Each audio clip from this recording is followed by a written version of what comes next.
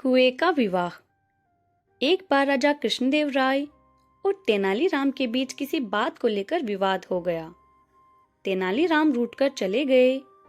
8-10 दिन बीते तो राजा का मन उदास हो गया। राजा ने तुरंत सेवकों को तेनालीराम को खोजने भेजा। आसपास का पूरा क्षेत्र छान लिया, पर तेनालीराम का कहीं अता पता नहीं चला। अचानक राजा को एक तरकीब सूझी। उसने सभी गांवों में मुनादी कराई, राजा अपने राजकीय कुएं का विवाह रचा रहे हैं, इसलिए गांव के सभी मुखिया अपने अपने गांव के कुओं को लेकर राजधानी पहुंचे। जो आदमी इस आज्ञा का पालन नहीं करेगा, उसे जुर्माने में 1000 स्वर्ण मुद्राएं देनी होंगी। मुनादी सुनकर सभी परेशान हो गए। भला कुएं भी कहीं लाए ले जाए जा सकते हैं। जिस गांव में तेनालीराम भेष बदलकर रहता था, वहां भी यह मुनादी सुनाई दी। गांव का मुखिया परेशान था। तेनालीराम समझ गए कि उसे खोजने के लिए ही महाराज ने यह चाल चली है। तेनालीराम ने मुखिया को बुलाकर कहा, मुखिया जी, आप चिंता न करें। आपने मुझे गांव में आश्रय दिया है, इसलिए आपके उपकार का बदला मैं चुकाऊंगा।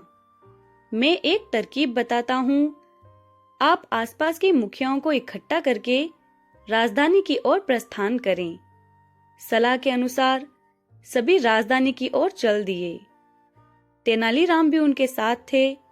राजधानी के बाहर पहुंचकर वे एक जगह पर रुक गए। एक आदमी को मुखिया का संदेश देकर राज दरबार में भेजा।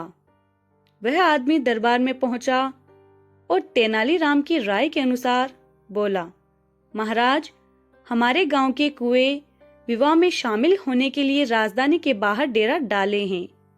आप मेहरबानी करके राजकीय कुएं को उनकी अगवानी के लिए भेजें, ताकि हमारे गांव के कुएं से सम्मान दरबार के सामने हाजिर हो सकें। राजा को उनकी बात समझते देर नहीं लगी कि ये तेनालीराम की तरकीब है। राजा ने पूछा, सच सच बताओ कि तुम्हें यह अक्ल किसने दी है? राजन, थोड़े दिन पहले हमारे गांव में एक परदेसी आकर रुका था। उसी ने हमें यह तरकीब बताई है, आगंतुक ने जवाब दिया।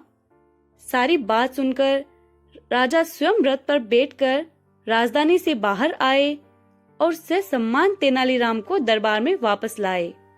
गांव वालों को भी पुरस्कार देकर विदा किया। कहानी पसंद आई हो तो लाइक, शेयर एंड सब्सक्राइब करें।